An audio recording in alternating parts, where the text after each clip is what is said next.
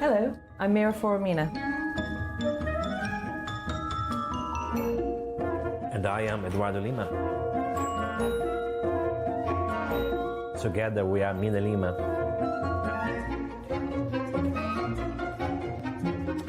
Mina Lima designed and created every graphic prop you see in the Harry Potter films, and now also in the Fantastic Beasts films.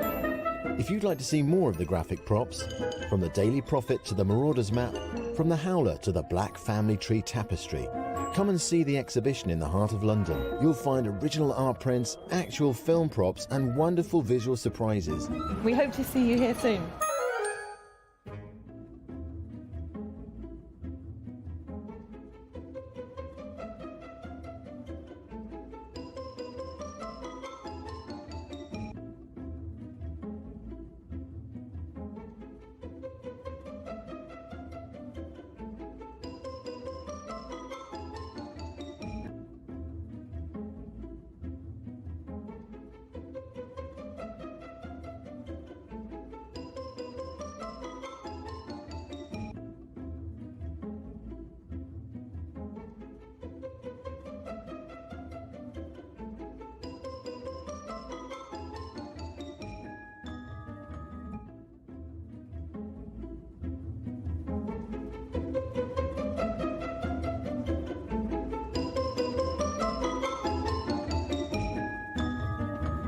Hello, I'm Miraphora Mina. And I am Eduardo Lima. Together we are Mina Lima.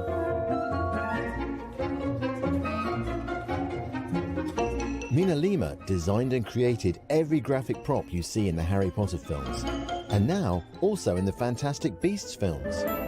If you'd like to see more of the graphic props, from the Daily Prophet to the Marauders Map, from the Howler to the Black Family Tree Tapestry, come and see the exhibition in the heart of London. You'll find original art prints, actual film props, and wonderful visual surprises.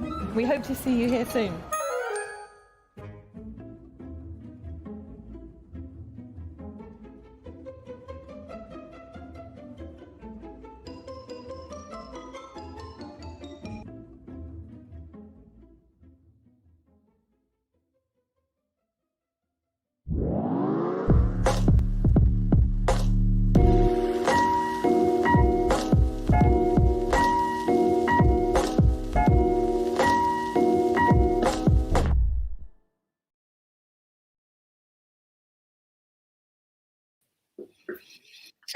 Hello, Domestika. Hi from London. This is Eduardo and Mira. And in different sides. How fun, because we were just doing a rehearsal and you were in opposite You were sides. over there. Yeah. And I was, yeah, anyway. Hello, Domestika. Hello, everyone. So glad to be here, to be invited by you guys to share a little bit of our crazy creative life. No, Mira? Yeah, and forgive us if we, this is new for us to try and share the screen and try and give you as much information as possible about how we got to work together for 20 years and what we did in that time, and how things have changed for us from that very first meeting in 2000 and, what was it? 2001. I think it was I remember really well, I think it was in June in 2001 that I came to see you, Mira, on the set of the second Harry Potter film. Have you got a wall chart with dates? It was a very special time, especially for a Brazilian coming to live in the UK and finding my way here, and so that was very special. So next year is going to be a really incredible and amazing year for us, because we're going to be celebrating 20 years of this professional marriage. Indeed, yes. And actually, it kind of was a little bit of serendipity that we started working together on the second Harry Potter film. I'd already worked for about a year on the first film, and Eduardo joined me for work experience as a graphic designer. So we'll tell you a little bit about what graphic design is for film, and try and kind of weave in that into our story about how that then shaped what we became in terms of setting up a studio and eventually opening the gallery that you just saw in the little video. So yeah, back in 2001. I will ask you a couple of questions before. So where did you study and what did you study? So I actually didn't study graphic design. I studied theatre design, so the set design for theatre at Central School of Art, which is now Central St Martin's, and then went on to do a postgraduate in film design. So still thinking about set design as my main direction to go into, but always kind of intrigued by detail and attracted to the details that help tell the story. And I think that's how it kind of then led on to becoming finding a place in graphic design for film, which we'll talk about in a minute. And how about you? Oh, and that was a long time ago, by the way. That was in another century, another decade, and that was in the 80s. Before the Mina Lima era. Mira, how did you start working in graphics in film? Was that already established position in the film industry? There were lots of people working, or because you didn't start graphics, so how did you start working? Yes, it's a good question actually, and it feels very organic now, but actually it must seem a bit strange. And lots of people often ask us, how you get into this as a career, especially when it's not something that is taught as a degree in art schools and universities.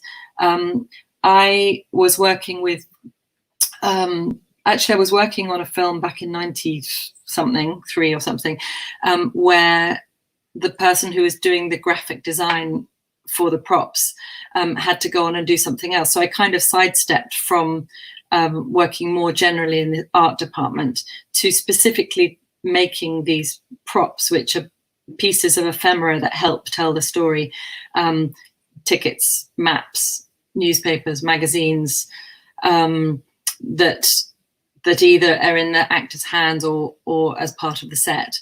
And it was really crystallized. That role was really crystallized for me on Harry Potter because I had done a few films in that role, but as you said, Eduardo, there were not very many people doing that as a profession. So I arrived in 2001.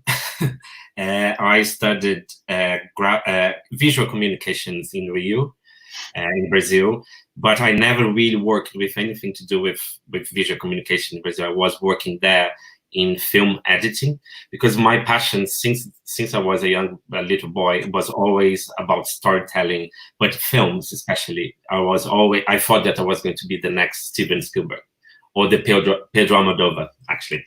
But I didn't, of course, I always had like a love for design and for any way that you can tell stories. So the film was the main thing that I liked. But funny enough, I never worked in graphic design in Brazil. It was just when I came and met Mira in 2001 and to start like to work in films, but also doing graphics, because Mira told me that there were not many people working graphics at that time. And I remember really well looking at those manuals that helps people to find jobs in the film industry, that there was just 3 listed people as graphic designer. Mira was one of them. So in 2001, there was nearly no one doing graphics. And I think because was the usual, now the old way, Mira, that people, the prop department can do that. There was not like a defined role. But throughout the years, especially now, it's so important that every single film now have like a proper graphics department. It's not even a graphics person, it's a graphics department. But that we can talk a little bit more about that later on. But yeah, so in 2001, coming from Brazil, I came and met Mira and Stephanie Macmillan, that was the set decorator, and they offered me a couple of weeks work experience, and I never left. And that was the beginning of this very special relationship that Mina and Lima have now. Yes, that took us quite some time to figure out that name. I don't know what we were thinking. Oh my God, one of the key one of the key demands on a graphic designer in film actually is copywriting, which is something that you definitely don't sign up to, I think, when you first enter into working in film and perhaps just in design in general, because you're constantly having to try and tell the extra layers of story that aren't necessarily in the dialogue or the script. So it might be that you need to create the branding or packaging, products, newspaper copy, book titles, and all these elements all require real language, and sometimes in a foreign language. So and those bits of language are the things that make the audience believe whether or not this is actually a real world. So the good thing about making graphics for films is that you can apply all the different graphics types that you have, like from book design, magazine design, product design, everything you do that in the film, because you have to create it. Even as we think that we are not, as you said, brand designers, but we develop so many brands within the wizarding world that I think we can call ourselves brand designers, fake brand designers. But anyway, so when we started working with Mira on the second film, we then carry on working on all the Harry Potter films until 2010, and with other films in between. In 2010, we look at each other and we said, we are not ready to divorce, to separate here. Let's carry on working together. And that is where we set up Mina Lima as a graphic design studio, and with the idea to do more things, not just films, to do book designs and do other commissions. And in 2012, yes, we had the great idea to become licensees as well. That was something that we never heard before. We didn't understand what was. And now we are licensee of Warner Brothers, where we can produce the prints and the products that you guys know. But in the same time, we started like a very good relationship with book publishers. And I think we already published nearly 20 different titles. But the most special one is the collection of revisited classics like Peter Pan, Beauty and the Beast, and Alice in Wonderland. And the studio was just me, you, and one assistant. And now we have, in total, including the gallery, we have over 42 people working with us. So it has been brilliant. With designers, I think we have like around 10 designers now working with us. So they're all... And that was quite organic. And I think anyone who sort of wants to set up a studio, there probably are rules and ways to do it. But for us, it was very much a natural evolution from having worked in teams in film, where there is quite a strict delineation about a department and who's doing what and how you share the work. So it felt quite natural. Sorry? No, carry on. No, it felt quite natural to then bring some of that experience of working in a team, in a department, to shaping our own process of building a studio. First of all, finding a place for it in central London, and then, as Eduardo said, kind of opening our opportunities to stretch out a bit from just working in films. And it was quite a casual sort of invitation to the world, but actually it ended up we didn't really set out to become, say, book designers. We designed a lot of fake books for films, perhaps in the misbelief that we were book designers, but of course it's very different. And we could talk a little bit, and if anyone's got any questions, by the way, at the end, we can talk a little bit about the difference between designing for film work and the real world. But also, what drove us to open a Mina Lima as a graphic design studio was also the passion to carry on working together. But we didn't have any idea of how to set up a studio and contracts and payroll and taxes and things like that. So that is, I'm sure lots of people that are watching us, they are creative and they scream when they see spreadsheets and contracts. But that was something that we really needed to learn quickly, and we're still learning. We're still learning every day new aspects of how to run a business.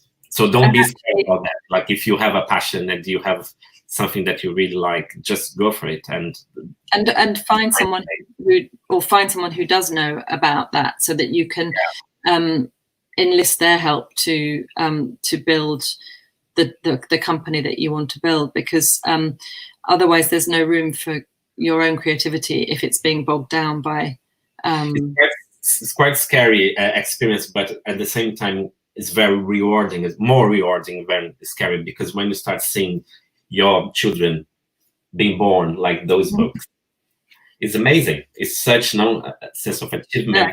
And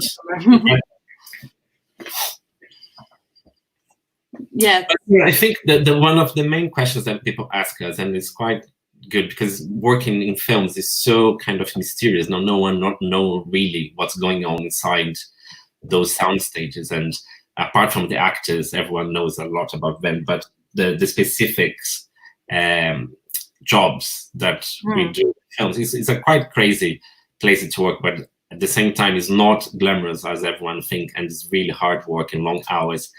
But in the graphics department, as Mira said, is quite eclectic, because we need to be in charge of the copy and with all the graphic props as well.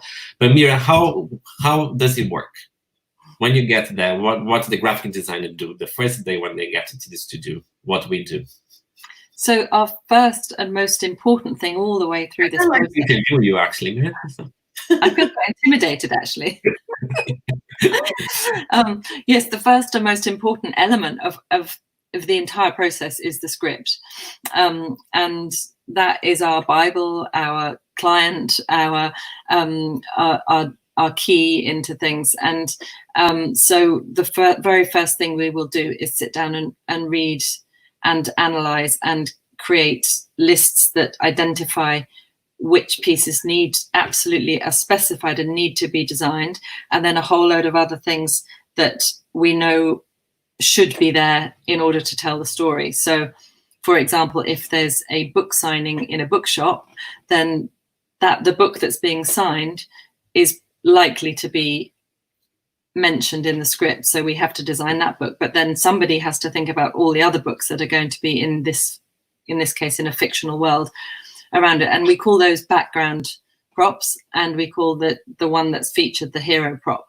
And so we try and identify these two demands, these two lists, which can become quite wieldy, because a lot of the background, of course, will be set design too. So we're working with the set decorator and the designer to understand what their vision is for that street, or for that school, or for that shop interior or exterior. If it's an exterior, there might be a lot of graphics.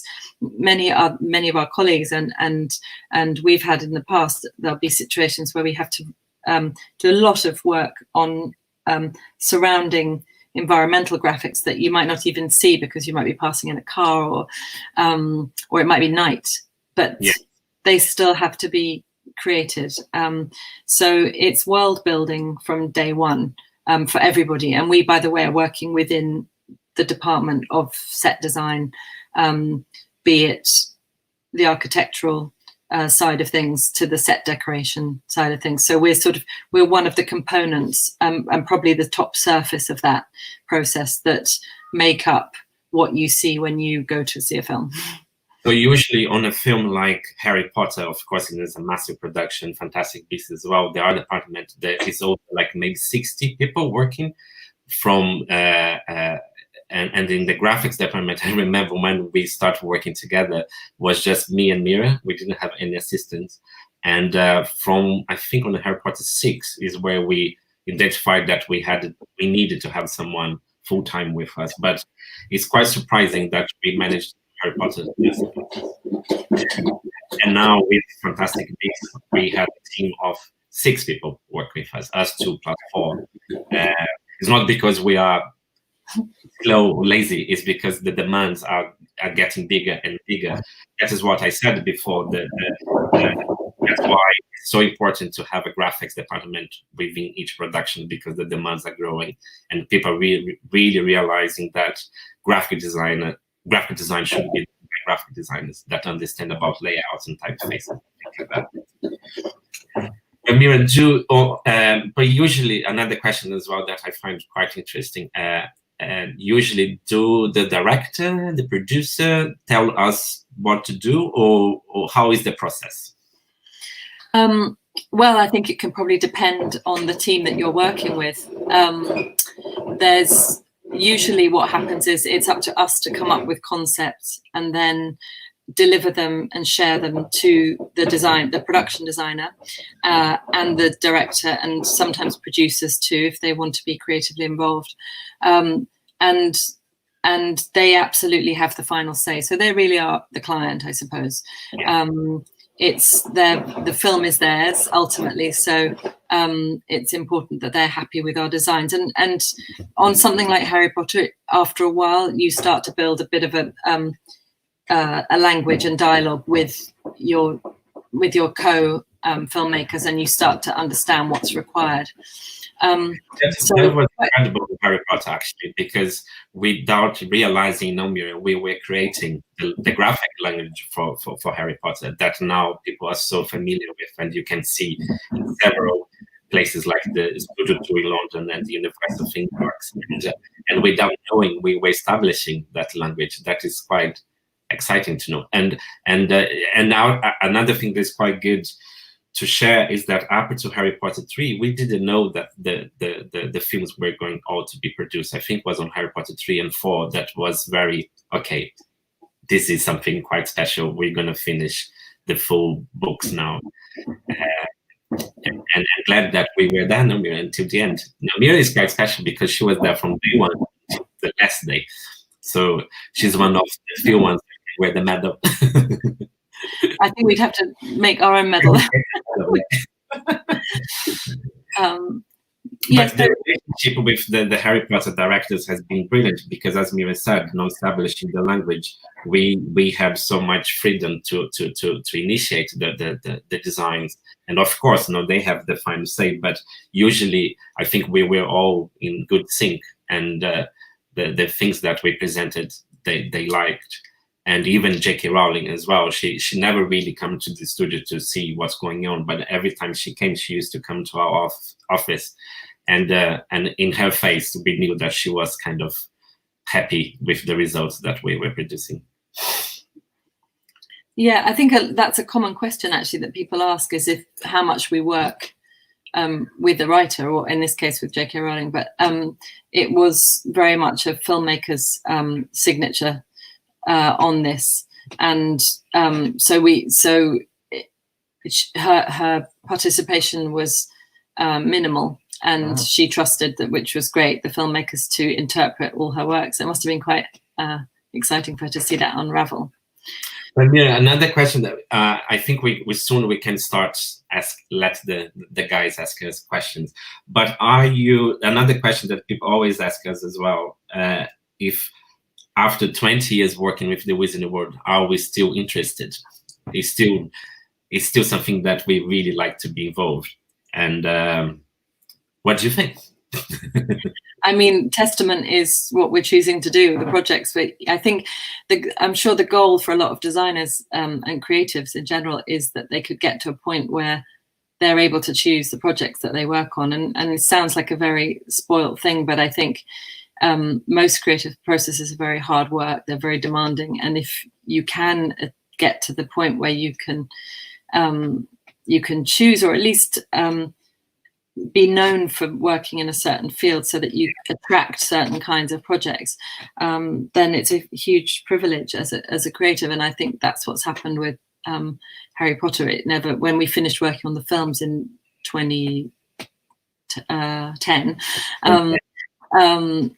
it was sort of the beginning of a new way of working. It wasn't the end of our relationship with the Harry Potter stories and world. It just unlocked a whole load of opportunities to rethink everything that we'd had to think about, and from theme park design to marketing to book design.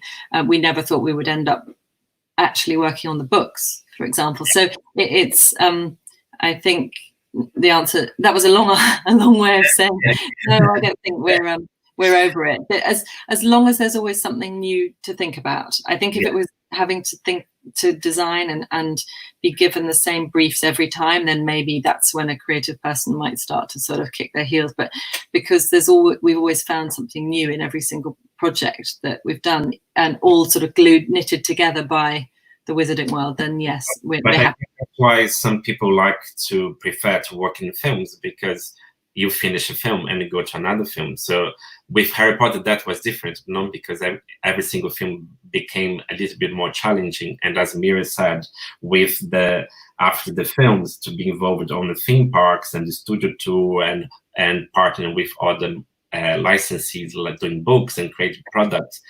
it kind of shows now to me every time with new challenges. For a designer is what you want. No, you want to be challenged all the time. And that is what the Wizard World keeps doing with us. And even with the Fantastic Beasts film as well, that has been a new, amazing challenge, because we needed always to remember that the technology now is so different than it was 10 years ago. And even more than in 2001, when we didn't even have like proper computer. We have like one of those Emacs with the blue background that was really slow. We didn't have Photoshop proper. So we used to do lots of things by hand, cutting and paste piece of paper. So the challenging is what keeps us going. But like I remember like talking to Mira on the first like weeks that we were working together back in 2001.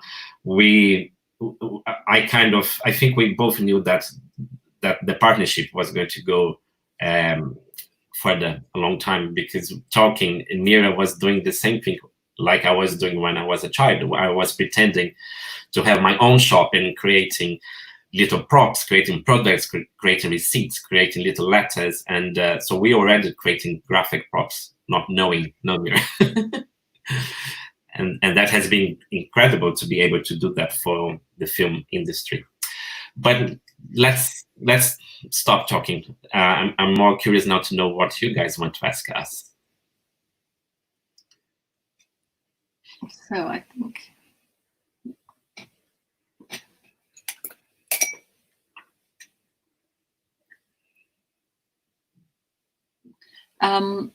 shall we, Simon? Sorry. Oh gosh, we have to try and find. Sorry, okay, so we might be good at like drawing and designing, but now we have to get techie. I don't know where to find that. Hang on a second. But Mira, okay, so I'm gonna ask you another question.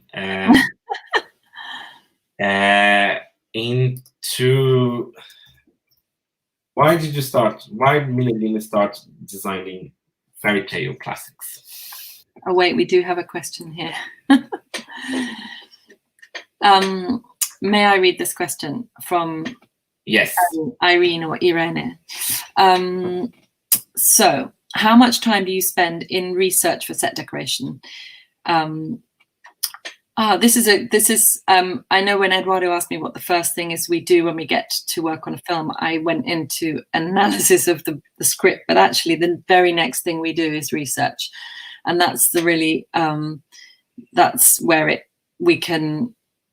it's a sort of double-edged thing, because on the one hand, it's just the freedom to really look at new things and to open our eyes to perhaps a different period in time or a different style, or sometimes it's something really specific as well. It might be like code breaking in the Second World War, specifically the documents that were required for that.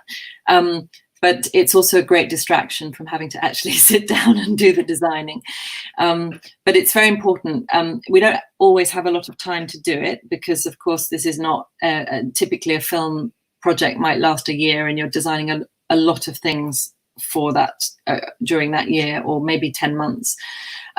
So in terms of how much time you spend, you might spend like for the first Fantastic Beast film, we spent about 5 days in New York going through archives and going to flea markets in Paris for the French Fantastic Beasts, and again archives, maybe wallpapers, typography, magazines. So that was specifically to do with the location. But then through the project, you might pick a day here and a day there. You might spend a day in a museum on a particular project, but it's rather surface. But it does. We at the same time, Eduardo and I try and all the time to build our own library. Which now I don't know how many. We must have thousands of books in our library in our studio. Not here at home, but they those books are our real friends when it comes to kind of unlocking, finding a way in to know, because sometimes there isn't just one way of designing something. So we really like to spend as much time as we can on the research period, and look through the books, because that is the best opportunity to look through the books. You are being paid to to go through all the thousands of books that you have behind us. But and another thing that people do wrong, I still, is they rely too much on the internet, and there are so many things and unique things that you still find in books. So we really advise people to do both, to check online and also go to the libraries and the museums. Luckily, we live in an amazing city, London, that we have amazing museums that we can go there and check how, I don't know, a Greek column was done. And so we have all that information very quickly for us to access. But it depends, it depends of the production as well. Again, like another nice little detail is that, of course, productions like Harry Potter, Fantastic Beasts, they have big budgets. So the pre-production time is a little bit more, you have more time to do things. On a small film, on a medium-sized film, you don't have enough time. So you need to be very, you have to be even more creative to achieve the things that you find on your research. And if you're designing for a fictional world like Harry Potter, then we still always try and, as J.K. Rowling does in the writing and as Stuart Craig does with the architecture and the costumes, it's important to all of us to always hold everything, glue everything together by a sense of reality that the audience can feel that they're familiar with.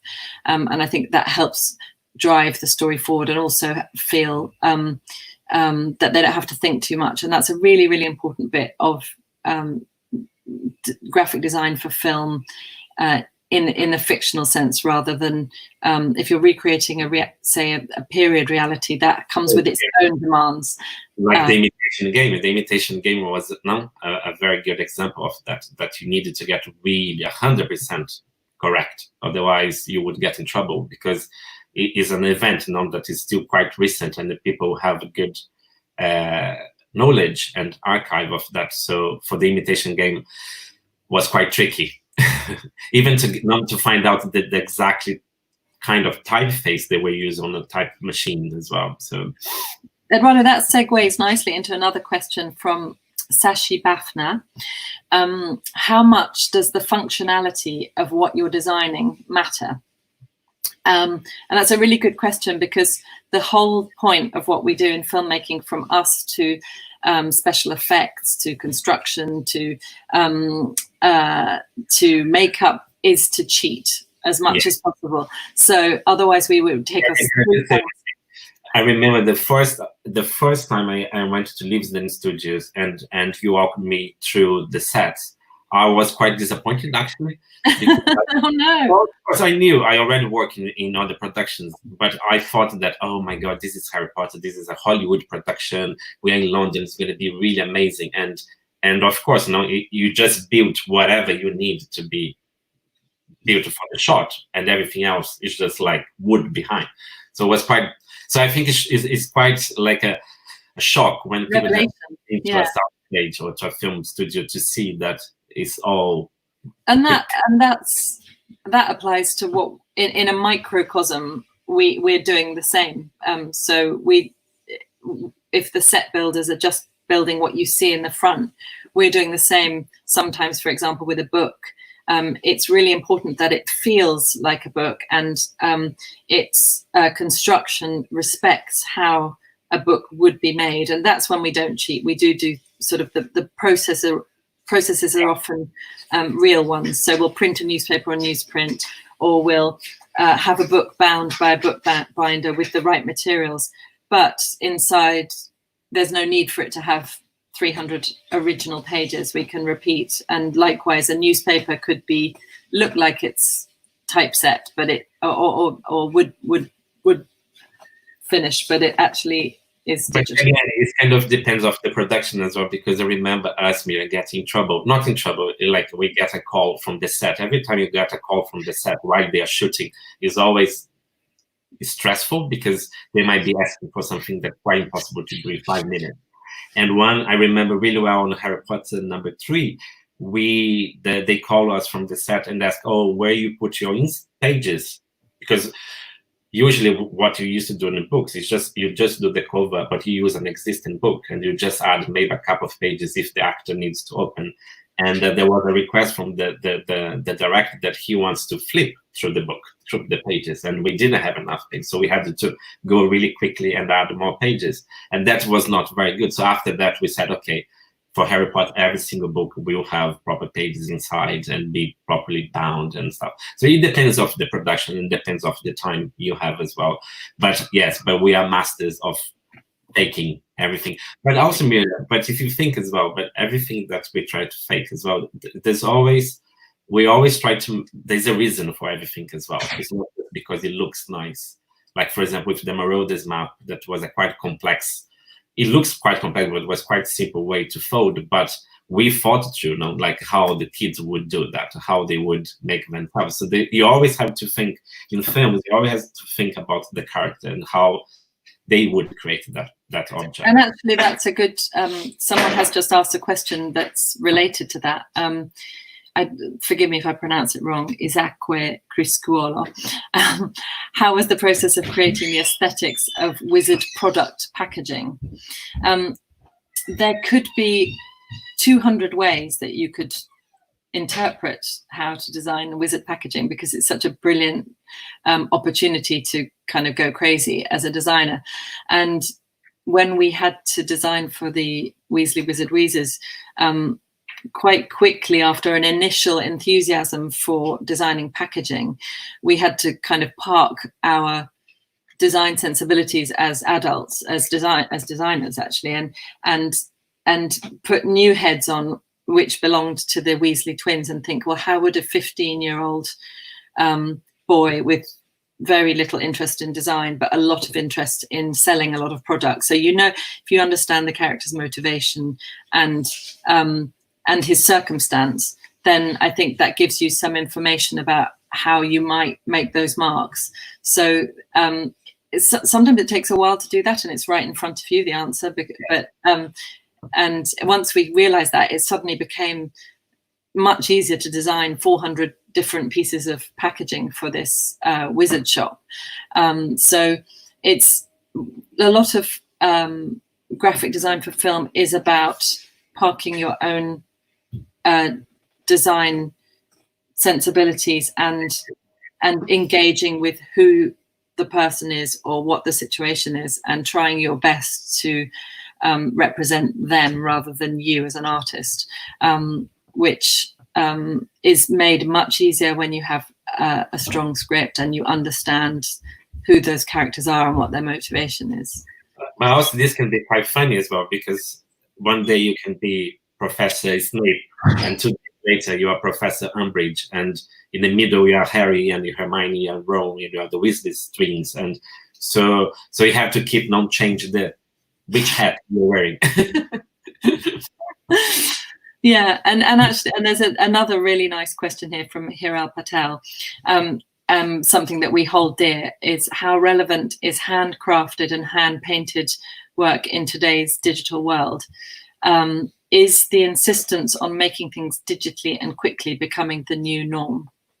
I mean, when it's a benefit, then yes, because of course it has unlocked all sorts of ways for us to work. We've learned new processes, and only because of Control-Z, no, that you can go back and sometimes when I'm drawing with a pencil, my other hand accidentally goes to Control-Z to try and undo something. But so I think once you understand the place for each one, then it's important to keep both of them running in parallel, because we can't live one without the other, but we certainly wouldn't ever subscribe to just focusing all your attention on one thing, one process or the other.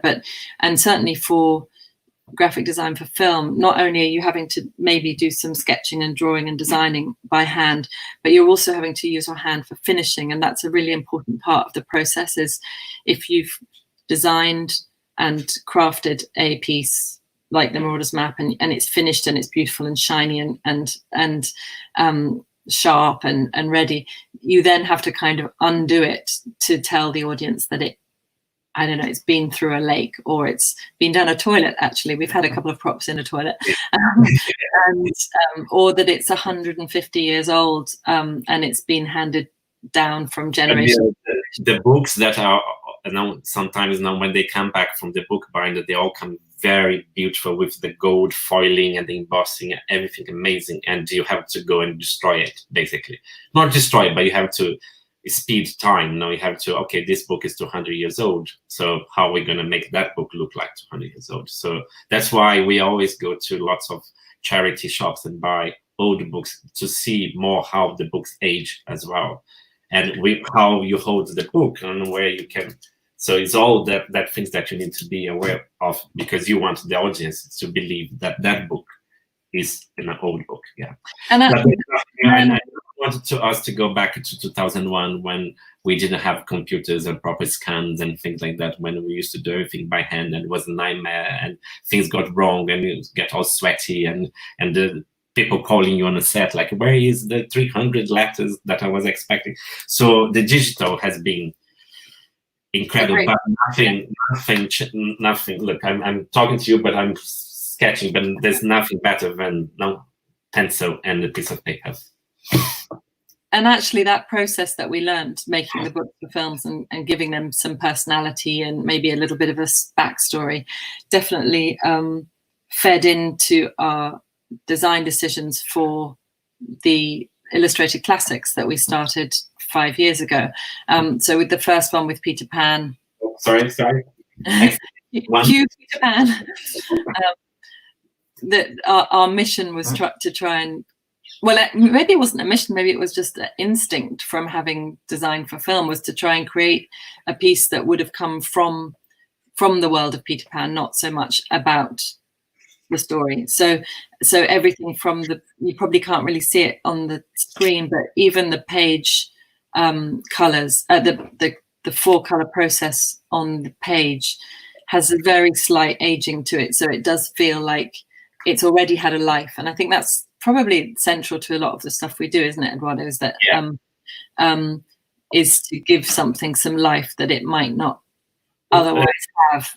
I think what makes me and Mira really happy with design is when we have to help to tell a story and go off in a fantastic land, and also period and vintage. No, I don't think we are very good on modern. And if someone comes to us and asks, "Oh, can you do a display for a Star Wars film?" No, thank you very much. I'm sure there are people out there. I don't think anyone's going to call you to do that. They know now, but yeah. Which goes back to what I was saying earlier. Yeah, that's important, because I think when you grow in your career, you start to know even more about the things that you really like and the things that you are okay doing as well. So. And I think the what you were saying, Eduardo, about Okay, I'm gonna keep showing off the books. Well, actually, I was going to show another book. Just reminded me. You were talking about vintage reference material and how that's something that we're drawn to. And someone has asked, Danny Walker has asked, what is the process when we're creating type? And I wish that we could create more of our own type, and that would probably be in another life if we had more time to actually create our own. We have done a couple of things for the projects, but mostly we try and find old typographic manuals. There's some fantastic font software, of course, out there now, which there wasn't when we started on Harry Potter. Things have changed an awful lot, but where possible, we will scan, we'll find old books like this. Wait, which way? That's good, because I mean, someone asked about typeface. How do we create our typefaces? And unfortunately, we don't have enough time in the production to create typefaces. So we rely on old catalogs like that. Is where we find very amazing types that are not a digital font now that you can buy it. So we try to be a little bit more, yeah. Even things like this that they're printed differently, so they give you a different result than a computer line would do. They so sometimes it's the surface of the paper that can change the way it looks, and when you bring all those details together, the sum of those parts make a very different piece than if you were to create it all in Illustrator. Yeah, I wish we had more time for the I think we could have one more question. There is Mira from Eli Perez Santos. What is your favorite piece you have designed and why? Maybe, shall we, we're both gonna answer that, but maybe we answer one for the Harry Potter film and another one for something else that we designed that we're really proud of. Okay, we might be able to get a bit of support from Simon to get a picture as well. So, Eduardo, what's your favorite one from the Harry Potter films? My favorite prop to work on was the Daily Prophet. And now with the new Fantastic Beasts, any of the magical, the wizarding newspapers. But the Daily Prophet has been, and it was, yeah, sometimes I still like remember, because it was quite a long, a long process, because you have to design, you have to show to the director, you send to the printer sends back to you, you trim the pages to look like they're perforated by the machine, and after you, on Harry Potter, we decided that all the Daily Prophets needed to be washed with like a mixture of water and coffee to get like a nicer color. It's not to look old, but just to have a kind of period color. And so that was a quite long process. And after you had to apply the gold letter P that you see on the top by hand, that was a transfer. And after, if the newspaper was wrinkled, you have to go and iron to make, yeah. So it was a long process, but it was, yeah, I love it. I absolutely love doing that. The art department didn't like very much because I had to put hundreds and hundreds of pages of the Daily Prophet to dry on the floor. So it created these horrible coffee stains on the carpet. And for you, Mira, what is your favorite? I mean, I was going to say anything. I do love hand drawing, going back to that conversation about mixing hand drawing, and there were quite a lot of opportunities to use pen and ink. So I work a lot with a rudimentary, old-fashioned, where's my camera? Ink pen. Which I was told to use at school, and I just ignored it because I thought it was a bit too old-fashioned. So this fantastic tool to do the Marauders Map was probably my favorite piece to work on, just simply not because of the illustration challenge on it, but also having to think in 3 dimensions about how this piece could unravel and help tell the story best. In multiple situations, actually, through the different films. So, yeah, I think that was, a gift from the writing to be able to have to think that. Outside Harry Potter, yeah. Outside Harry Potter. I think I can answer for both of us. I think this. I think the book is the collection, no, of books.